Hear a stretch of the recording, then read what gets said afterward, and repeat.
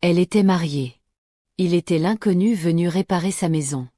Et en une semaine, tout ce qu'elle croyait savoir sur l'amour, la fidélité et elle-même, s'est effondré. Cette histoire va vous briser le cœur, et peut-être vous sauver. Restez jusqu'à la fin. Si cette histoire vous touche, abonnez-vous maintenant. Chaque semaine, je partage des histoires qui font réfléchir, qui font grandir. Laissez un commentaire en bas. Est-ce qu'on peut vraiment réparer un amour brisé? Je réponds à chaque commentaire. La première chose que Nadia remarqua ce matin-là, c'était le silence.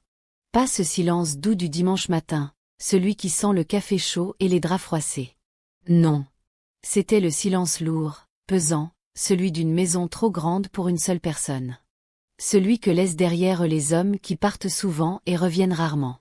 Étienne était parti depuis 3 jours. Encore. Elle se leva, enfila sa robe de chambre en tissu beige. Un cadeau d'il y a 4 ans qu'elle portait encore parce qu'elle ne savait pas quoi jeter et quoi garder de cette vie-là. Elle descendit l'escalier en bois qui craquait au 3e marche, toujours au même endroit, et se prépara un café qu'elle but debout, face à la fenêtre du salon. Dehors, le jardin était négligé. Les haies avaient poussé de travers. La peinture de la terrasse s'écaillait depuis l'été dernier. Étienne avait promis de s'en occuper. Il avait promis beaucoup de choses. Nadia Morel avait 34 ans. Elle était gynécologue dans une clinique privée à Lyon, respectée, compétente, rigoureuse. Au travail, elle prenait des décisions difficiles avec le calme de quelqu'un qui a appris que l'émotion n'est pas une alliée dans les moments critiques. Chez elle, c'était différent. Chez elle, elle était juste une femme qui attendait. Elle attendait les appels d'Étienne. Elle attendait qu'il rentre. Elle attendait qu'il lui demande comment s'était passée sa journée. Elle attendait depuis 5 ans que leur mariage devienne ce qu'elle avait imaginé le soir de leurs noces. 2 êtres qui se choisissent vraiment, chaque matin, comme on choisit de continuer à vivre. La sonnette retentit à 9 heures précises. Elle posa sa tasse, traversa le couloir, et ouvrit la porte. L'homme devant elle avait peut-être 28 ans, peut-être 30. Une salopette de travail kaki, propre mais usée aux genoux. Des yeux sombres sous des sourcils légèrement froncés, comme s'il réfléchissait en permanence. Il tenait une boîte à outils métallique d'une main et une feuille de papier de l'autre. « Bonjour madame. Je suis Karim Seba. Votre mari a fait appel à notre entreprise pour les travaux de rénovation. » Nadia cligna des yeux. Elle avait complètement oublié. « Ah, oui. Entrez, je vous en prie. » Il entra sans s'imposer, avec cette discrétion particulière des gens qui savent qu'ils pénètrent dans l'intimité des autres et qui le respectent. Il regarda autour de lui, pas avec la curiosité indiscrète du voyeur, mais avec l'œil professionnel de quelqu'un qui évalue, mesure, comprend. « Je commence par quoi? La terrasse, comme prévu? » « Oui. Et il y a aussi le couloir du 1er étage. Les plaintes se décollent. Pas de problème. » Il s'installa. Et la maison, pour la première fois depuis longtemps, cessa d'être silencieuse. « Vous écoutez encore? C'est bon signe. Abonnez-vous si ce n'est pas déjà fait, et dites-moi dans les commentaires, est-ce que vous avez déjà senti que quelqu'un vous voyait vraiment, alors que votre propre partenaire ne vous regardait plus? Le vendredi, il plut. Une pluie de novembre, froide et têtue, qui rend les journées courtes et les silences encore plus lourds. Nadia était à la clinique depuis l'aube. Quand elle rentra à 19 heures, elle fut surprise de voir de la lumière dans le garage. Karim n'était pas parti. Elle frappa doucement sur le montant de la porte. « Il est tard. Vous n'avez pas besoin de continuer ce soir. Je voulais finir la fondation du petit mur avant la pluie. Mais j'ai pas eu le temps. Désolée pour le désordre. Ce n'est pas ce que je voulais dire. Venez boire quelque chose. » Cette fois, il n'hésita pas.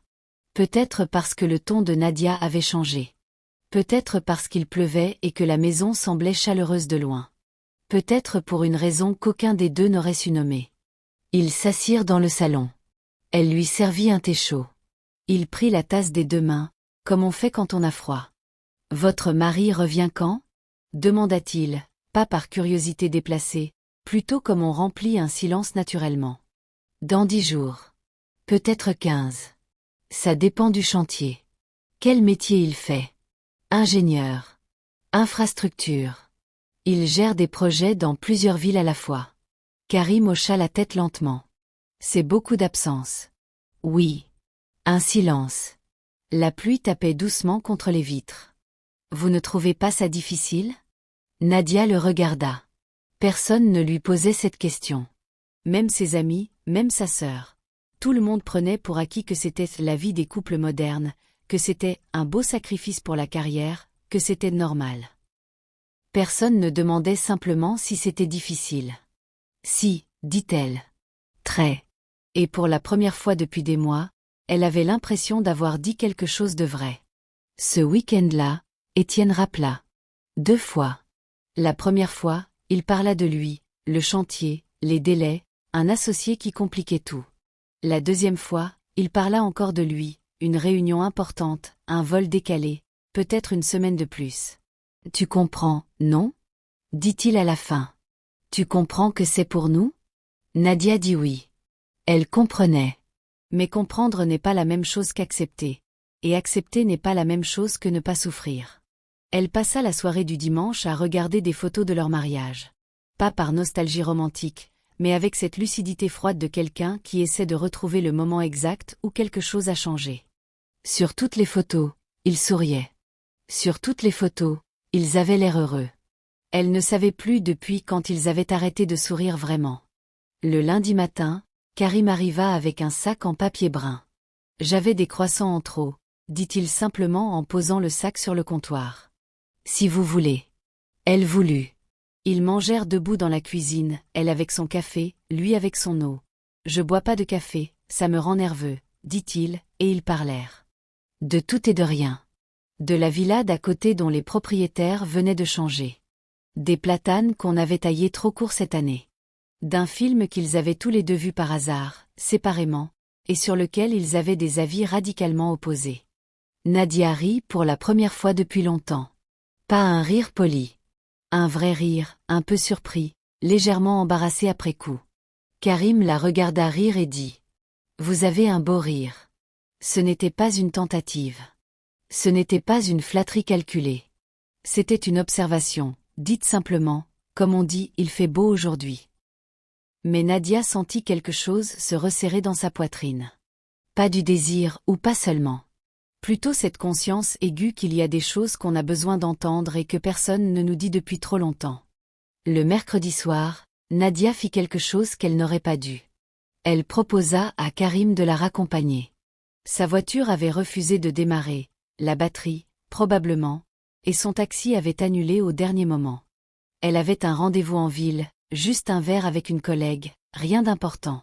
Mais rester coincée dans cette maison ce soir-là lui était insupportable. Karim avait un scooter. Je ne monte pas sur ça, dit-elle en le voyant. Pourquoi? Je n'ai jamais pris un scooter de ma vie. Et à mon âge, je ne vais pas commencer. Vous avez quel âge? Ce n'est pas le sujet. Ce n'est jamais trop tard pour la première fois. Elle le regarda. Il avait dit ça sans ironie, sans sous-entendu. Juste avec ce calme tranquille qui était le sien. Et si je tombe? Vous ne tomberez pas. Je conduis bien. Elle monta. Elle s'accrocha maladroitement au début. Les mains sur les côtés, le corps raide, puis, quand le scooter prit de la vitesse et que le froid de novembre lui cinglait le visage, elle s'accrocha à lui vraiment. Ses bras autour de sa taille. Son front contre son dos. Le trajet dura 12 minutes. Ce furent les 12 minutes les plus étranges de cette période de sa vie. Il n'y avait rien eu. Aucun geste, aucune parole, aucune intention déclarée. Et pourtant, quand elle descendit du scooter devant le café où l'attendait sa collègue, elle sut qu'elle venait de franchir une ligne invisible. Pas une ligne morale, encore. Mais une ligne émotionnelle. Celle entre une femme qui souffre en silence et une femme qui commence à chercher ailleurs ce qu'elle ne trouve plus chez elle. Elle passa la soirée à rire et à parler avec sa collègue, mais une partie d'elle était restée sur ce scooter. Étienne appela le jeudi soir. Nadia était dans le jardin, une coupe de vin à la main, à regarder les étoiles qu'on voit mieux en novembre quand le ciel est dégagé. Son téléphone vibra. Elle décrocha. Mon cœur, dit Étienne. Tu vas bien? Oui. Tu sors? Non, je suis dans le jardin. Ah. Écoute, j'appelais pour te dire, je vais peut-être pas pouvoir rentrer le week-end prochain. Le chantier prend du retard. Elle ne dit rien. Nadia? Je t'entends. Tu es fâchée? Non. Alors pourquoi tu réponds comme ça? Comme ça comment? Un silence. Tu sais, dit-il avec une légère irritation dans la voix, j'essaie de nous construire quelque chose. Je fais ça pour nous. Tu me l'as dit. Mais tu ne le crois pas. Étienne. Quand est-ce que tu m'as demandé comment j'allais? La dernière fois. Pas tu vas bien en passant. Vraiment demandé. Vraiment attendu la réponse. Long silence. Je t'appelle souvent. Appeler ce n'est pas la même chose que être présent. Je fais ce que je peux, Nadia. Je sais. Moi aussi. Elle raccrocha doucement. Pas de colère. Juste une fatigue ancienne. Elle rentra, posa son verre dans l'évier, et s'assit à la table de la cuisine dans le silence. Et pour la première fois, elle ne chercha pas à remplir ce silence. Elle le laissa exister. Elle laissa la question exister. Est-ce que je suis encore heureuse? Voici la première leçon de cette histoire. Le silence dans un couple n'est pas toujours ennemi. Parfois, il est le seul espace où la vérité peut enfin parler. Si vous fuyez le silence chez vous, demandez-vous ce que vous ne voulez pas entendre. Le vendredi, Karim vint terminer les derniers travaux. Nadia le croisa dans le couloir du premier étage. Elle portait une pile de draps.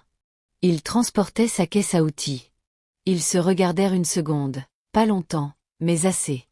Dernière journée, dit-il. Oui. Ça a bien avancé, pour une maison de cette taille. Vous avez bien travaillé. Elle faillit s'arrêter là. Elle aurait dû s'arrêter là. Karim. Je veux vous poser une question. Honnêtement. Il posa sa caisse à terre et la regarda. Ces derniers jours, vous avez remarqué quelque chose. En moi. Je le vois dans la façon dont vous me regardez. Et je ne suis pas en train de vous accuser de quoi que ce soit, je veux juste savoir ce que vous avez vu. Un long silence. Dehors, un camion passa dans la rue. J'ai vu quelqu'un de très seul, dit-il finalement. Dans une belle maison. Avec une belle vie de l'extérieur. Et un vide à l'intérieur que personne ne semble voir. Elle ne répondit pas. Parce qu'il n'y avait rien à ajouter. Et j'ai vu quelqu'un de courageux, continua-t-il. Quelqu'un qui continue à se lever et à fonctionner même quand ça fait mal. Ce n'est pas du courage. C'est de l'habitude. Des fois c'est la même chose. Elle le regarda. Et pour la première fois depuis des semaines, elle eut envie de pleurer. Pas de tristesse. De soulagement. Comme quand quelqu'un pose enfin le mot juste sur quelque chose qu'on porte depuis trop longtemps. Je ne devrais pas vous dire ce que je vais vous dire, dit-il. Alors ne le dites pas.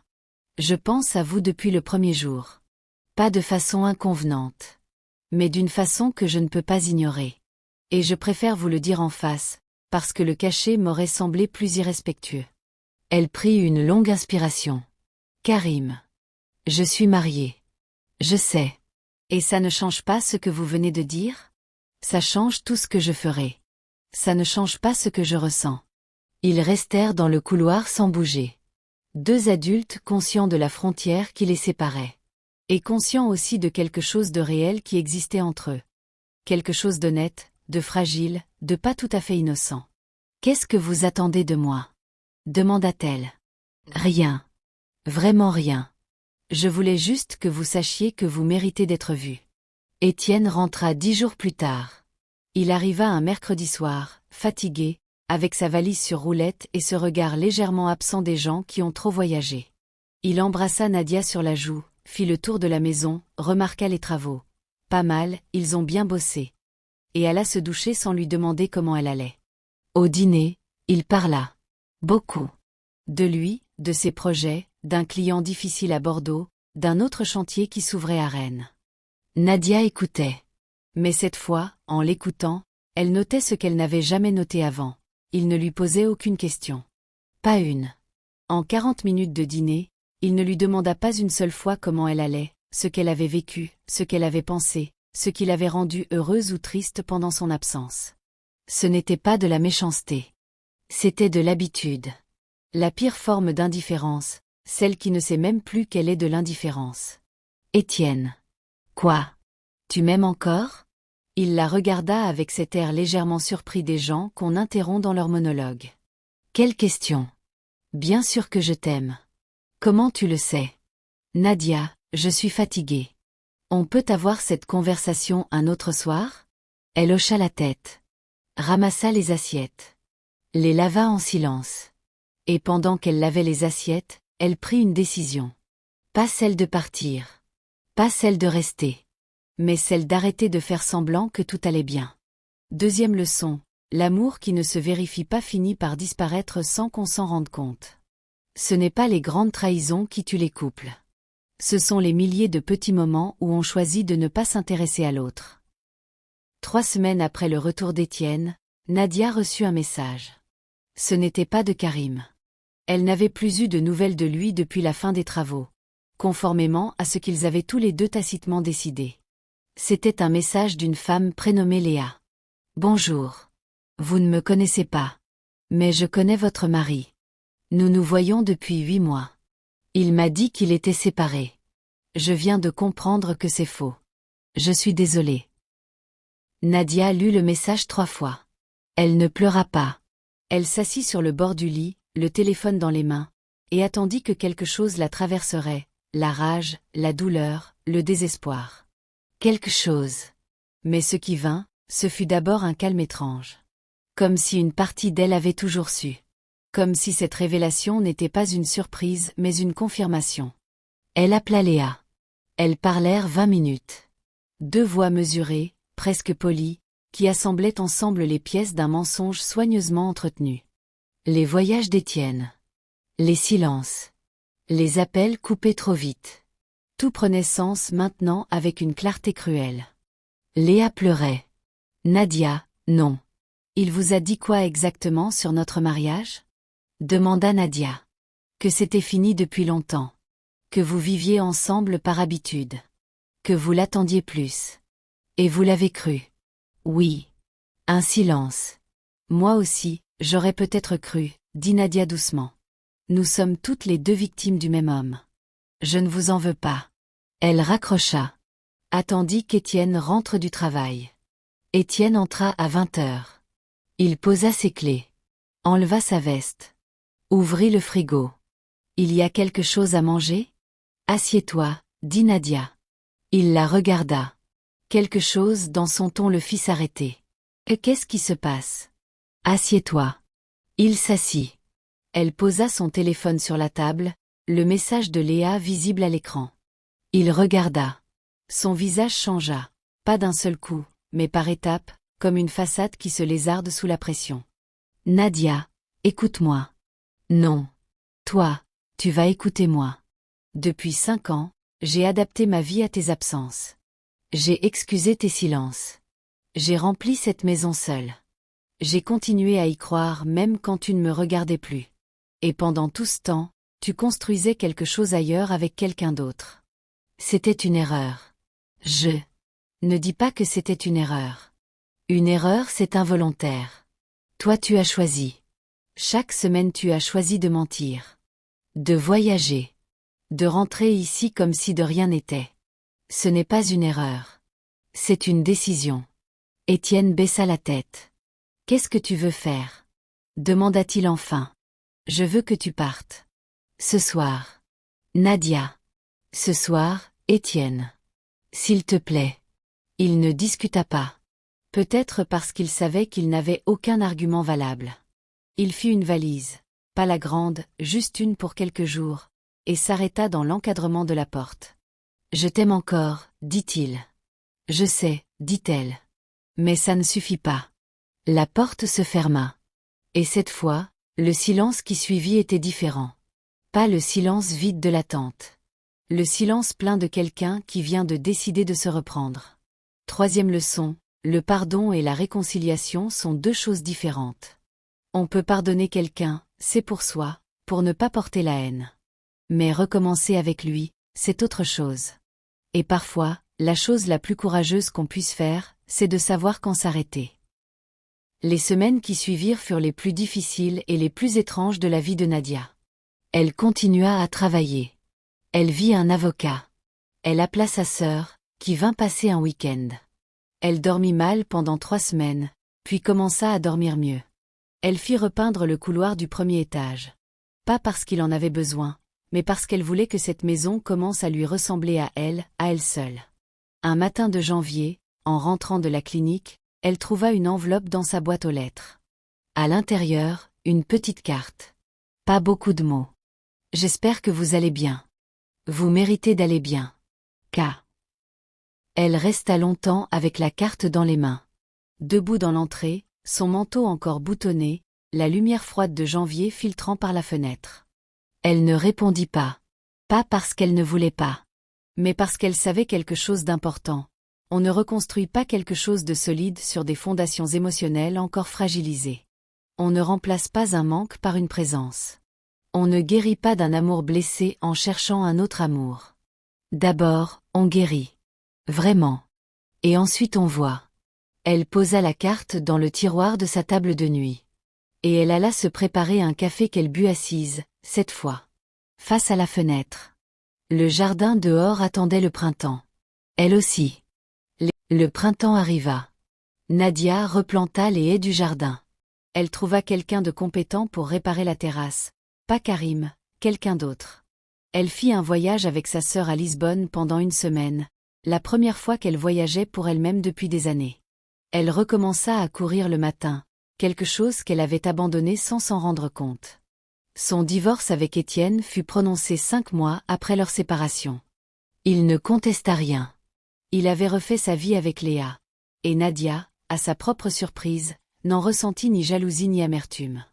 Juste une légèreté étrange, comme quand on pose un sac qu'on portait depuis si longtemps qu'on avait oublié son poids. Un samedi matin de mai, elle se promenait au marché quand elle le vit. Karim. Avec un sac à provisions dans une main et un enfant de 5 ou 6 ans dans l'autre, probablement un neveu ou une nièce, à voir la façon dont il lui expliquait patiemment pourquoi on choisissait telle tomate plutôt que telle autre. Il la vit aussi. Ils se regardèrent une seconde. Ce regard particulier des gens qui partagent quelque chose qu'ils ne peuvent pas tout à fait nommer. Il s'approcha. « Vous allez bien ? » ?»« Oui. Vraiment bien. »« Et vous ? » ?»« Bien. Très bien. » L'enfant tirait sur sa main pour repartir vers les fraises. « Mon neveu, » dit-il avec un sourire. « Je le garde les samedis. C'est beau. » Un silence. Pas inconfortable. Juste présent. « J'ai reçu votre carte, » dit-elle. En janvier. Je n'ai pas répondu. Je voulais vous dire, merci. Pour ce que vous avez dit. Vous saviez voir ce que je ne voyais plus moi-même. Vous le voyez. Vous aviez juste peur de regarder. Elle sourit. C'est peut-être vrai. L'enfant tira à nouveau. Karim lui fit signe d'attendre encore une seconde. Est-ce que je peux vous inviter à prendre un café ? Demanda-t-il. Pas aujourd'hui, je suis pris. Mais un autre jour. Comme 2 personnes qui s'apprécient. Rien de plus, rien de moins. Nadia le regarda. Elle pensa à tout ce qu'elle avait traversé. À ce qu'elle avait appris. À ce qu'elle voulait maintenant. Pas par défaut, pas par peur, mais vraiment. Un café, dit-elle. D'accord. Mais juste un café pour commencer. C'est une bonne façon de commencer. Il sourit. Elle sourit. Et pendant qu'elle rentrait chez elle avec ses légumes et ses fleurs et le soleil de mai sur les épaules, elle pensa que les histoires d'amour les plus honnêtes ne commencent pas par un coup de foudre. Elles commencent par 2 personnes qui décident d'être vraies l'une avec l'autre. Et ça, c'est déjà quelque chose. Le silence dans un foyer n'est pas toujours paisible. Parfois, c'est le cri que personne n'entend. Si vous avez arrêté de vraiment vous parler avec votre partenaire, c'est le moment de vous demander pourquoi. On ne quitte pas quelqu'un parce qu'on a rencontré quelqu'un d'autre. On rencontre quelqu'un d'autre parce qu'on manque de quelque chose chez soi. La vraie question n'est pas « qui est cette autre personne ?», mais « qu'est-ce qui manque dans ma relation ?» La trahison ne vient pas toujours sous la forme d'un mensonge déclaré. Elle vient parfois sous la forme de l'absence répétée, de l'indifférence habituée, du « je suis occupé » qui devient un mode de vie. Protégez votre présence dans la vie de ceux que vous aimez. On peut attirer quelqu'un sans le chercher. Et dans ces moments-là, l'honnêteté, envers soi et envers l'autre, est la seule boussole qui vaille. L'honnêteté de Karim dans cette histoire est le seul comportement qu'on peut appeler courageux. Se reconstruire après une rupture, ça ne veut pas dire trouver quelqu'un d'autre rapidement. Ça veut dire retrouver qui on est quand personne ne nous regarde. Et ensuite, choisir librement vers qui on veut aller. Si cette histoire vous a touché, si vous vous êtes reconnu dans Nadia, dans Karim, dans Étienne, même un peu, alors laissez un commentaire en bas. Juste un mot. Ça m'aide à savoir que vous êtes là. Abonnez-vous si ce n'est pas encore fait. Je publie chaque semaine des histoires comme celle-ci. Des histoires vraies, des histoires humaines, des histoires qui nous rappellent que nous ne sommes pas seuls dans ce que nous vivons. Et si vous connaissez quelqu'un qui traverse quelque chose de difficile en ce moment, une rupture, une trahison, un doute, partagez cette histoire avec lui. Parfois, savoir qu'on n'est pas le seul à vivre quelque chose, ça change tout. À la semaine prochaine.